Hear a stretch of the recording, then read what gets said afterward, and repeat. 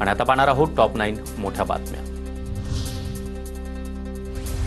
पालिका निवडणुकीच्या पार्श्वभूमीवर मुंबईमध्ये 3 दिवस मनसेच्या बैठका, शिवतीर्थवर 3 ते 5 जून दरम्यान बैठकांचं आयोजन। राज्यातील प्रमुख नेते उपस्थित राहणार।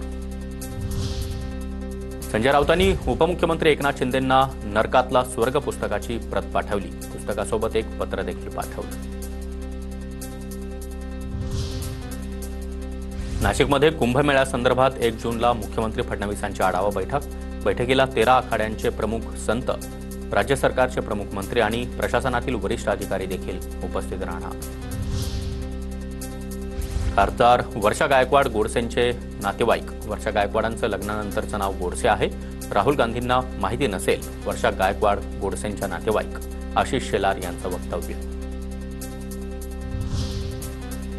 शेलार बौद्धिक दिवाळखोरी वेळोवेळी सिद्ध करतात। वर्षा गायकवाडांचं आशिष शेलार यांना प्रत्युत्तर, माझं आणि माझ्या नवऱ्याचं नथुराम गोडसेशी नातं नाही, गायकवाडांचं स्पष्टीकरण। सरकारी कर्मचारी महिलांकडून लाडकी बहिणी योजनेचे पैसे लाटल्याचा प्रकार। 2652 लाडक्या बहिणी निघाल्या सरकारी कर्मचारी। अजून 6 लाख कर्मचाऱ्यांची पडताळणी होणार। विद्यार्थ्यांना करिअरविषयी मार्गदर्शन करण्यासाठी TV9 मराठी पुण्यामध्ये 31 मे आणि 1 जूनला एज्युकेशन एक्स्पो आयोजित।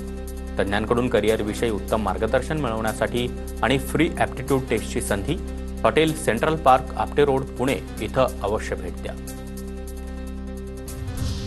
IPLमध्ये दमदार पदार्पण करणाऱ्या वैभव सूर्यवंशी आणि पंतप्रधान नरेंद्र मोदी यांची भेट। मोदींकडून वैभवचं कौतुक।